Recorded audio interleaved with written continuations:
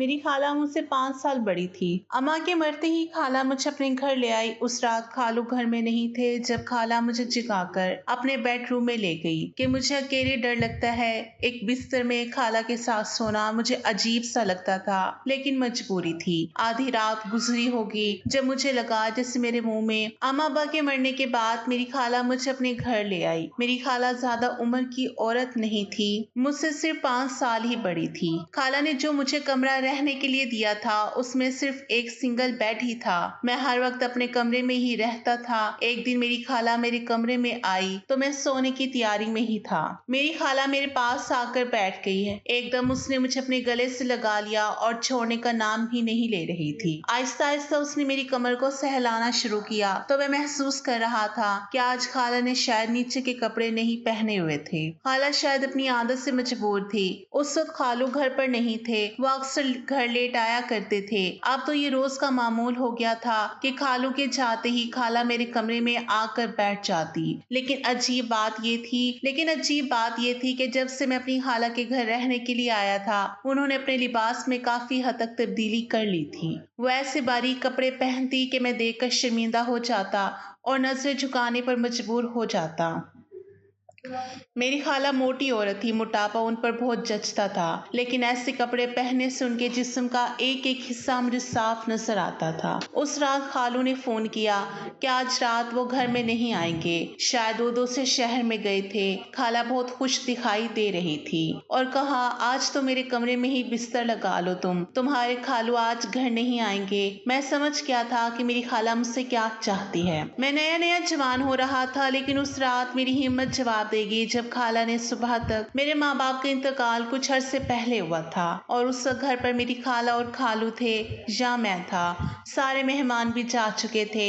میری عمر 17 سال تھی اور میری خالہ بھی بہت بڑی عمر کی نہ تھی، وہ صرف مجھ سے 5 سال ہی بڑی تھی۔ نانا نانی پہلے ہی وفات پا چکے تھے۔ خالہ کی شادی ہوتے ہی نانا نانی کا انتقال ہو گیا اور میرا کوئی ماموں بھی نہ تھا۔ میری ماں اور میری خالہ بس 2 ہی بہنیں تھیں۔ میں بالکل بے آسرا ہو کر رہ گیا تھا۔ میرے چاچو تو دفنانے کے وقت آئے تھے اور واپس مجھے پلٹ کر پوچھا تک نہ تھا۔ میری عمر ایسی نہ تھی کہ میں اپنی ذمہ داری خود اٹھا سکتا، میں تو خود بھی میٹرک کلاس کا طالب علم تھا۔ میری خالہ نے کہا کہ یہاں کچھ بھی ایسا نہیں بچا جسے ہم سمیٹ سکیں، خالی 4 دیواری کا گھر ہی رہ گیا ہے، اس لیے میں تمہیں یہ بھی نہیں کہہ سکتی کہ اپنا سامان باندھو اور ہمارے ساتھ چلو۔ پھر خالہ مجھے ساتھ لگا کر پھوٹ پھوٹ کر رونے لگی، کہنے لگی تم میری بہن کی آخری نشانی ہو، میں تمہیں بھی اکیلا نہیں چھوڑ سکتی۔ خالہ کا یہ کہنا تھا کہ میرے خالو بھڑک اٹھے اور کہنے لگے تم ہرگز اسے اپنے ساتھ نہیں لے جا سکتی، اسے اس کے چچا کے حوالے کر دو،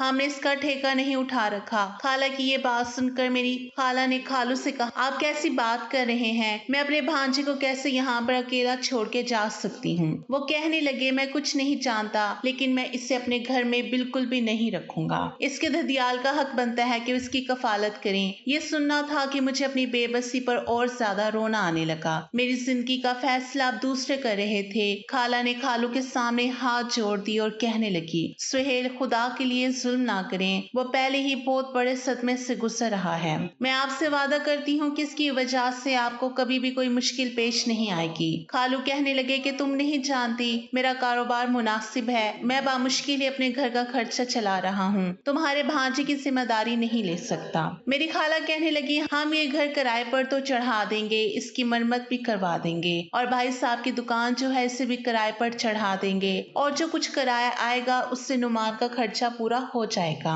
اور وہ آپ پر بوجھ نہیں ہوگا۔ جیسے ہی بڑا ہوگا تو اپنے کاروبار کو سنبھالے گا، بس کچھ سالوں کی تو بات ہے۔ یہ بات سن کر خالو خاموش ہو گئے، لیکن ان کے چہرے پر ناگواری کے تاثرات ابھی بھی ویسے کے ویسے ہی تھے۔ میں خالہ کے ساتھ ان کے گھر چلا گیا۔ ان کا گھر 3 کمروں پر مشتمل تھا، ان میں سے ایک کمرہ خالہ نے مجھے دے دیا جو کہ بہت ہی چھوٹا تھا، جس میں صرف سنگل بیڈ ہی موجود تھا اور الماری تھی۔ خالو نے میرا گھر اور دکان دونوں کرائے پر چڑھا دیے۔ हालांकि मुझे कपड़े भी दिला दिए थे, स्कूल में भी दाखिल करवा दिया, लेकिन मैं बहुत ही चुप चुप सा रहने लगा था। ना मेरा पढ़ाई में दिल लगता और ना ही किसी और चीज में। हर वक्त मुझे अपने माँ बाप की याद आती रहती। एक बार मेरे कमरे में मेरी खाला आई और मुझे यूं रोता देखकर अपने साथ लगा लिया। तसल्ली देने लगी कि तुम फिक्र मत करो, आहिस्ता आहिस्ता तुम्हारा ये गम भी बढ़ जाएगा। ये कहते हुए खाला ने मेरी कमर पर हाथ से सहलाना शुरू कर दिया। पता नहीं क्यों, लेकिन मुझे अपने पूरे वजूद में एक सनसनी सी दौड़ती हुई महसूस हुई, लेकिन मैं बुरी तरह से घबरा गया था। उस वक्त तक खाला ने मुझे अपने गले से लगाए रखा था और मेरी कमर पर बेखुदी से उनकी उंगलियां सफर कर रही थी। मेरे दिल की धड़कनें अजीब अंदाज से तेज हो रही थी। मैं फौरन से उनसे पीछे हट गया। मेरे यूं एकदम पीछे हटने पर मेरी खाला मुझसे नजरें चुराने लगी। फिर मेरे दोनों हाथ पकड़ लिए मेरा जला हुआ बाजू देखने लगी। कहने लगी कि कितना गहरा जख्म है, लाओ मैं दवा लगा देती हूँ। लेकिन मुझे अपनी खाला का अंदाज पता नहीं क्यों बहुत अजीबो गरीब सा लग रहा था। मुझे कुछ समझ नहीं आ रहा था। मैंने अपना हाथ उनके हाथ से छुड़ा लिया। मैंने कहा नहीं, मैं खुद लगा लूंगा। लेकिन उसके बाद तो जैसे ये सिलसिला चल ही निकला था। सुबह सवेरे खाला घर के सारे काम निपटा कर मेरे पास आकर बैठ जाती। मुझे तसल्ली देने के बहाने कभी मेरा कंधा सहलाने लगती, कभी मेरी कमर सहलाने लगती। मैं उनका हाथ पीछे कर देता। एक बार मैंने गुस्से से कहा कि खाला मैं ठीक हूँ, जो हो चुका है मैं इस बात को तस्लीम कर चुका हूँ। मैं पढ़ना चाहता हूँ, प्लीज आप कमरे से बाहर निकल जाएं। मेरे बिगड़े हुए रवैये को देखकर वो फौरन कमरे से बाहर चली गई। कहने लगी मैं तुम्हारे लिए रात को निहारी बनाऊंगी, मैं तुम्हारे लिए रात को निहारी बना दूंगी, तुम्हें पसंद है ना, शौक से खाते हो ना। लेकिन मैंने नफी में सर हिला दिया। मैंने कहा नहीं, अब खालू की हैसियत देकर ही खाना बनाए, जब पकेगा मैं खा लूंगा। मुझे अच्छी तरह से अंदाजा हो गया है कि मेरे माँ बाप हयात नहीं है और फरमाइश सिर्फ माँ बाप से ही की जाती है। आप लोगों का यही एहसान होता है कि मुझे अपने घर पर रखा है। खाला कहने लगी तू मेरे सबसे ज्यादा करीब हो और अपने होश में तो हो, मैं तुम्हें कैसे अकेला छोड़ सकती हूँ। मैं तुम्हारे लिए निहारी बना देती हूँ। ये कहकर वो कमरे से बाहर चली गई। रात को खालू जब घर में आए, निहारी देखी तो खाला से कहने लगी मैंने तुमसे कहा भी है कि मेरे हालात के साथ समझौता करना सीखो, लेकिन तुम हो के बात ही नहीं आती। क्या जरूरत है ये सब बनाने की। मैं अभी प्लेट में निहारी डालने ही लगा था कि खालू की बात ने जैसे मेरी भूख की मिटाकर रख दी थी। मैं मजबूरन इस घर में रह रहा था, वरना जिस किस्म का रवैया मेरे खालू का था, मेरा दिल नहीं चाहता था कि उनके साथ बैठकर खाना भी खाऊं। खाला ने जब देखा मैंने अपनी प्लेट में निहारी नहीं डाली बल्कि वापस रख दी तो वो कहने लगी नुमान खाना खाओ। फिर मेरे खालू से कहने लगी कि ये मैंने आपके पैसों से नहीं बनाई, जो किराया नुमान के घर और दुकान से आता है उन पैसों से बनाई है। ये कहना था कि मेरे खालू भड़कने लगे। अब तुम इस तरह के हिसाब किताब रखोगी तो ठीक है, फिर ये तुम्हारे भांजे के पैसों की बनी है तो फिर मैं क्यों खाऊं। ये कहकर वो फौरन खड़े हो गए। खाला कहने लगी आप क्यों तमाशा बना रहे हैं सुहेल, मैंने क्या आपसे कहा है कि आप खाना नहीं खा सकते। आपने पैसों को बोला था, मैंने बता दिया, लेकिन खालू वहाँ रुके नहीं, अपने कमरे में चले गए। मेरा दिल भी खाने से बेजार हो चुका था। मैं भी उठने लगा तो खाला ने मेरा हाथ पकड़ लिया। कहने लगी इनका तो रोज का तमाशा है, तुम बैठो, इधर तुम्हारे लिए तो मैंने निहारी बनाई है। ये कहकर खाला ने निहारी रोटी से लगाकर मेरे मुंह के करीब कर दी। ना दिल करते हुए भी मैंने वो खा ली। फिर मैं अपनी प्लेट में निहारी डालने लगा तो खाला कहने लगी क्या आज मैं तुम्हें अपने हाथ से खिलाती हूँ। यह कहकर वो मुझे अपने हाथ से खाना खिलाने लगी। लेकिन जो बात मुझे बुरी लगी वो ये थी कि वो एक लुकमा मेरे मुंह में डालती और दूसरा अपने मुंह में, और मुसलसल टिकटिकी बांधे मुझे देखे जा रही थी। मुझे उनकी नजरों से अजीब सी उलझन हो रही थी। हालांकि वो मेरी खाला थी, लेकिन फिर भी अचानक क्यों मेरी सोच उनके रवैये को देखकर भटकने लगी थी। एक बार मुझसे कहने लगी कि तुम अपनी उम्र से बहुत बड़े लगते हो, बिल्कुल रशीद भाई का ही नक्शा पाया है तुमने। रशीद मेरे वालिद का नाम था, और ये भी कहा कि मेरी शक्ल व सूरत अपने बाप से बहुत मिलती है और दिखने में उनकी तरह लगता हूँ। मेरी उम्र 17 साल के बजाय 22 साल की लगती है। अपनी जमात में सबसे ज्यादा कद काट और खूबसूरत भी मैं था। मेरी खाला दिखने में खूबसूरत थी, लेकिन खालू आम शक्ल सूरत के मालिक थे। खालू बहुत तेज थे और खाला की कोई औलाद भी ना थी। खाला की शादी को 9 साल गुजर चुके थे। शायद यही वजह थी कि उनके घर में हर वक्त कशीदगी का माहौल रहता था।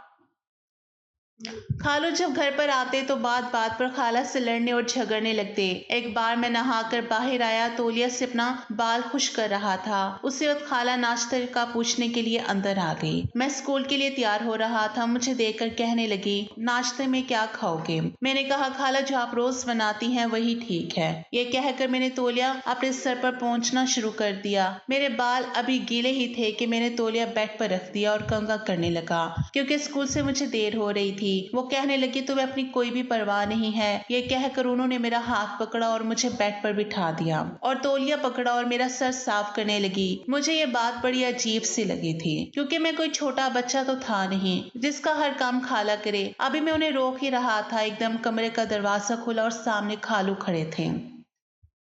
ये सब देखकर तो उनकी आंखें सुर्ख हो गई। शायद उन्हें ये बात अच्छी नहीं लग रही थी। खालू चलाकर कहने लगे, तुम्हें बस इसी की फिक्र है, बाहर आओ और मुझे नाश्ता दो, मुझे देर हो रही है। ये कहकर वो चले गए। मैंने खाला से कहा कि मैं सर खुद भी साफ कर सकता हूँ, आप जाएं, जाकर खालू को नाश्ता बना दें। मैंने तौलिया उनके हाथ से खींच के बेड पर फेंक दिया और अपने बाल बनाकर बैग उठाया और बिना नाश्ता किए ही बाहर जाने लगा। लेकिन गेट पर पहुंचते ही मेरे कदम जैसे रुक गए, क्योंकि खालू खाला से लड़ रहे थे। वो कहने लगे, तुम अंधी हो गई हो क्या? कोई नुमान छोटा बच्चा नहीं है जिसके कमरे में तुम बेधड़क चली जाती हो, और वो जवान जहां लड़का है और तुम मुंह उठाकर उसके वो काम करती हो जो आज तक तुमने मेरे भी नहीं किए। उसके बाद खालू ने एक ऐसा राज बताया कि मेरे कदम वही जम गए। कुछ देर तो मैं सोच बूझ से गाफिल हो गया था। बड़ी अजीब सी हकीकत थी जो मैंने सुनी थी। बहरहाल मैं फौरन गेट से बाहर निकल गया। मेरे कदम तो स्कूल की जानिब बढ़ रहे थे, लेकिन मेरा दिमाग कुछ और ही सोच रहा था। मुझे समझ नहीं आ रही थी कि ये सब क्या है। फिर मुझे लगा कि शायद खालू झूठ बोल रहे हैं, जो वो सोच रहे हैं ऐसा कुछ भी नहीं होगा। शायद वो गुस्से में ये सब कह रहे हैं। बहरहाल पूरा दिन स्कूल में गायब दिमागी से क्लास अटेंड करता रहा। घर आकर मैंने इस बात पर गौर से सोचा, फिर ये फैसला किया कि मुझे जल्द अज जल्द अपने पैरों पर खड़ा होना चाहिए और यहाँ से निकल जाना चाहिए। लेकिन उसके बाद जो कुछ मेरे साथ हुआ, उसने तो मेरे पैरों के नीचे से जमीन ही निकाल के रख दी थी। रात को हर रोज मुझे खाला दूध के साथ बादाम खाने के लिए देती और कहती, ये खाकर सोया करो, तुम्हारा दिमाग तेज होगा। मैं रोज ही वो बादाम खाकर दूध पी लेता और उसके बाद बड़ी गहरी नींद सो जाता। सुबह सवेरे तरोताजा होने के बजाय मैं और भी ज्यादा खुद को अंदर बोझल महसूस करता। लेकिन जब मैंने दूध पीने से इनकार किया तो खाला मुझे डांटने लगती, कहने लगती कि ये मत समझो कि तुम्हारे खालू के पैसों का है, ये तुम्हारे वालिद के घर और दुकान के किराए से मैंने मंगवाया है ताकि तुम्हारी सेहत भी खराब ना हो। मैंने कहा, मेरा दिल नहीं चाह रहा, लेकिन उन्होंने तो मेरे कंधे पर बाजू को फैलाकर दूध का गिलास मेरे मुंह के करीब कर दिया। कहने लगी, चलो शाबाश पियो इसे। पता नहीं क्यों खाला मेरे हर वक्त करीब करीब होने की कोशिश करती रहती। मजबूरन ही मुझे वो दूध का गिलास पीना पड़ा। मेरे पेपर्स होने वाले थे, इसलिए मैंने सोचा कि रात को जाग कर पढ़ूंगा। खाला कमरे से जा चुकी थी। मैंने कमरे का दरवाजा बंद किया और अपनी किताबें खोलकर बैठ गया। लेकिन मुझे यह महसूस हुआ जैसे मुझ पर गुनूद की तारी हो रही है। मैं सोना नहीं चाहता था, मुझे पढ़ना था, लेकिन मेरी आंखें तो यूं थी जैसे मेरी इख्तियार में ना थी। देखते देखते ही मैं गहरी नींद में जा चुका था और फिर रात की किसी पहर मेरी आंख खुली। मुझे अजीब व गरीब महसूस हो रहा था, लेकिन शायद इस कैफियत को लफ्ज नहीं दे पा रहा था। लेकिन मैं बहुत गहरी नींद में था। इतनी गहरी नींद मुझे एहसास तो हो रहा था जैसे कोई अजीब सी आवाज मुझे आ रही है। दबी दबी थी, शायद बिल्लियों की थी या किसी औरत की, मुझे समझ न आई। गहरी नींद की वजह से मेरी आंखें खुलने से कासिर थी। मेरा दिमाग सुन्न होने लगा। जब मैं सुबह उठा तो मेरा जिस्म बेहद बोझल था। मैं उठकर बैठने लगा, मेरी किताबें बिखरी पड़ी हैं। मैं उठकर बैठा, मुझे लगा मेरी किताबें बिखरी पड़ी हैं, क्योंकि मैं अपने कोर्स की किताब पढ़ते पढ़ते ही गहरी नींद में गया था, लेकिन बेड पर कोई किताब ना थी। दूसरी बात जिसने मुझे हैरत में मुब्तला किया वो ये थी कि बेड की चादर दूसरी जानिब से बिखरी हुई थी। मैंने अपना घूमता हुआ सर पकड़ा जो अभी भी नींद की गनूदगी में था। वॉशरूम जाकर ठंडे पानी से मैंने मुंह पर छींटे मारे। फिर जाकर मेरा दिमाग कुछ काम करने लगा था। मैं कमरे में वापस आया तो देखा बेड पर एक सोने का टॉप्स पड़ा है, जो कि किसी खातून का था। ये देखकर मुझे बड़ी हैरत हुई थी। भला मेरे कमरे में एक खातून का टॉप्स कैसे आ सकता है? میں نے وہ ٹاپس پکڑا اور میں اسی کے بارے میں سوچ رہا تھا جب کمرے کا دروازہ کھلا اور تیز قدموں سے خالہ اندر آئی۔ میں نے اپنی مٹھی میں ٹاپس دبوچ لیا۔ میں نے کہا، جی خالہ کہیے۔ وہ بے حد پریشان تھی لیکن گیلے بالوں سے لگ رہا تھا کہ ابھی نہا کر آئی ہیں۔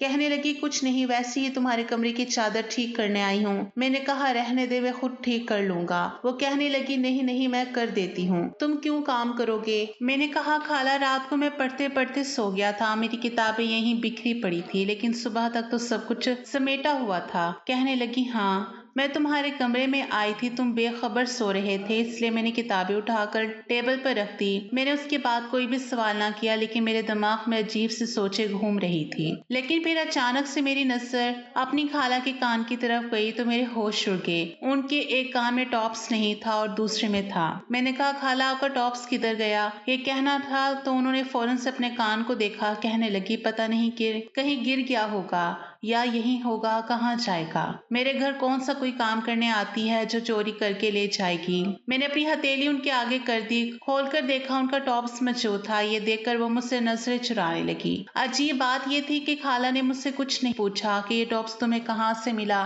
کہاں سے آیا میرے پاس، اور ٹاپس لے کر کمرے سے باہر چلی گئی۔ لیکن میرا دماغ گھوم کر رہ گیا تھا یہ سب کیا تھا۔ اس کے بعد سے میں نے اپنی خالہ سے اور بھی زیادہ کترانا شروع کر دیا۔ ایک مہینہ ہی گزرا تھا اس بات کو کہ خالہ کی طبیعت خراب ہونے لگی۔ انہیں کچھ بھی کھایا پیا ہضم نہیں ہو رہا تھا۔ اب تو ان سے کام بھی نہیں ہوتا تھا، پورا دن سوئی رہتی۔ خالو الگ جان کا زا بن کر بیٹھ گئے تھے۔ کہنے لگے، تمہیں پتہ ہے نا، تم بیمار ہوتی ہو تو میرا گھر الٹا پڑ جاتا ہے، چلو میرے ساتھ تمہیں ڈاکٹر کے پاس لے جاتا ہوں۔ لیکن خالہ کہنے لگی کہ وہ ڈاکٹر کے پاس نہیں جائے گی، وہ گھر کے ٹوٹکوں سے ہی ٹھیک ہو جائیں گی۔ لیکن 3 دن گزر گئے تھے، خالہ کی حالت ابھی بھی خراب تھی۔ میں نے کہا، خالہ میں آپ کو ہسپتال لے جاتا ہوں، لیکن وہ انکار کرنے لگی۔ لیکن جب ان کی طبیعت میں کوئی بھی سدھار پیدا نہ ہوا تو پھر خالو انہیں زبردستی اپنے ساتھ ڈاکٹر کے پاس لے گئے۔ لیکن جب واپس آئے تو خالو آگ بگولا ہو رہے تھے۔ سین میں ہی خالہ سے لڑنا شروع ہو گئے۔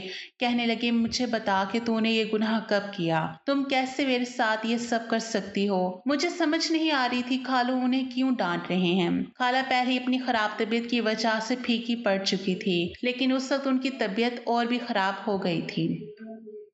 میں نے کہا، خالو آپ کو نظر نہیں آ رہا خالہ کی طبیعت ٹھیک نہیں ہے اور آپ انہیں ایسے کیوں ڈانٹ رہے ہیں؟ میری بات سننی تھی کہ انہوں نے میرے منہ پر ایک زوردار تماچا دے مارا۔ پھر وہ کہنے لگے، سارے فساد کی جڑ تو ہے، بغیرت، تجھے شرم نہیں آتی اپنی خالہ کے ساتھ منہ کالا کرتے ہوئے؟ یہ سننا تھا میرے تو ہوش اڑ گئے۔ میں نے کہا، یہ آپ کیا کہہ رہے ہیں؟ وہ کہنے لگے کہ یہ حاملہ ہے۔ یہ سننا تھا کہ میں چپ ہو گیا۔ میں نے کہا، یہ آپ کی بیوی ہے، اگر وہ امید سے ہو گئی ہے تو آپ کو خوش ہونا چاہیے۔ کئی سال سے آپ بے اولاد ہو اور اب اگر اللہ نے آپ کو اولاد کی نعمت سے نواز دیا تو بجائے آپ شکر ادا کرنے کے اور خوش ہونے کے آپ الٹا الزام لگا رہے ہیں، اور وہ بھی مجھ پر۔ آپ ہوش میں تو ہیں، یہ میری خالہ لگتی ہے، میری ماں کی بہن ہے، میں کیسے کوئی گناہ کر سکتا ہوں؟ یہ تو میرے لیے بالکل ماں جیسی ہے۔ میرا یہ کہنا تھا۔ خالو کہنے لگے، میں ایک بانجھ مرد ہوں، اولاد پیدا نہیں کر سکتا، اور یہ تمہاری سگی خالہ نہیں ہے، نہ ہی تمہاری ماں کی سگی بہن ہے۔ تمہاری والدہ کی چچی کی اپنی بیٹی تمہاری نانی کو دی تھی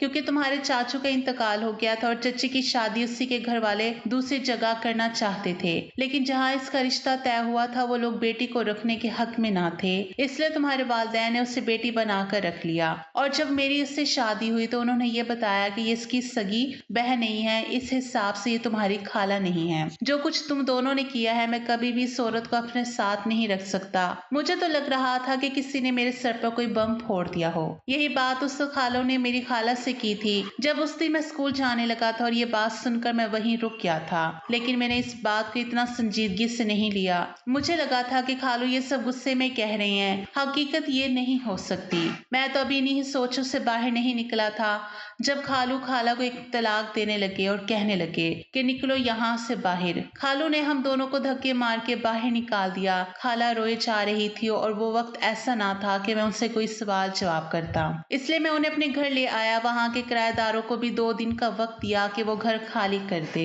मैं कमरे में खाला को लेकर बैठ गया, लेकिन मैं समझ नहीं पा रहा था कि उनसे बात कैसे शुरू करूं। मैंने कहा कि आप शायद मुझे नशे का दूध देकर गुनाह करती थी। ये सब क्या कर दिया, क्यों किया? अगर आप मेरी सगी खाला नहीं थी तब भी मैंने आपको हमेशा माँ का दर्जा दिया था। लेकिन खाला ने मुझे कोई जवाब ना दिया, बस मुझे अजीब सी नजरों से देखने लगी। किराएदार जा चुके थे, इस घर में सिर्फ मैं और मेरी खाला ही रह गए थे। मैंने उन्हें कहा कि ये गुनाह अपने वजूद से खत्म करें, क्योंकि मैं किसी भी रिश्ते को नहीं जानता ना मानता हूँ। खाला ने तब भी मुझे कोई जवाब ना दिया। 9 माह का वक्त ऐसे ही गुजर गया था, लेकिन जैसे ही उनके घर में बेटी पैदा हुई उन्होंने उसका डीएनए टेस्ट करवाया, जो कि उसके शोहर के साथ मैच था। फिर उसने मुझे सारी हकीकत बताई। मेरा शोहर बांझ था, लेकिन काबिले इलाज था। लेकिन इलाज नहीं कराता था, लेकिन फिर भी मैं चोरी छुपके उसे हकीम की दवा पिला रही थी। उसे पिलाने के बाद वो बिल्कुल बेकाबू हो जाता था, तो मैं इसलिए तुम्हें नींद की दवा देती थी ताकि तुम कमरे से बाहर ना निकलो। ये बच्चा मेरे शोहर का है। अगर मैं पहले से यकीन दिलाती तो मेरी एक बात ना सुनता, इसलिए मैंने इसे पहले ही पैगाम भिजवा दिया था कि ये तुम्हारी बच्ची है, तुम इसका डीएनए टेस्ट करवा लो। अगर ये तुम्हारा बच्चा ना हुआ तो मुझे बेशक इसी वक्त तलाक दे देना, और अगर ये तुम्हारा बच्चा हुआ तो फिर मुझे अपना लेना। और तलाक देते वक्त भी उसने मुझसे कहा कि अगर ये उसका बच्चा नहीं है तो उसने मुझे तलाक दी। अब जबकि ये उसका बच्चा है तो फिर मुझे तलाक नहीं हुई, क्योंकि उसने शर्त रखी थी। मुझे याद आने लगा, वाकई खालू ने यही अल्फाज अदा किए थे कि वो इस सूरत में मेरी खाला को तलाक देंगे कि अगर ये औलाद उनकी ना हुई तो खाला को तलाक हुई। जबकि ये बात साबित हो चुकी थी तो खालू खाला को लेने आ रहे थे, लेकिन मैंने जाने से इनकार कर दिया। मैंने कहा मैं अपने घर में अकेला रह सकता हूँ, अपने बाप की दुकान भी संभाल लूंगा, लेकिन मैं नहीं चाहता कि मेरी वजह से आपकी जिंदगी किसी आजमाइश में पड़ जाए। खाला कहने लगी कि तुम्हें अगर ये लगता है कि मैंने तुम्हारे साथ कुछ गलत किया है तो ऐसा कुछ नहीं है। मैं भी तुम्हें बेटी की तरह समझती थी, और उस दिन जो टॉप्स मेरा गिरा था वो शायद तुम्हारी किताबें उठाते वक्त गिर गया होगा।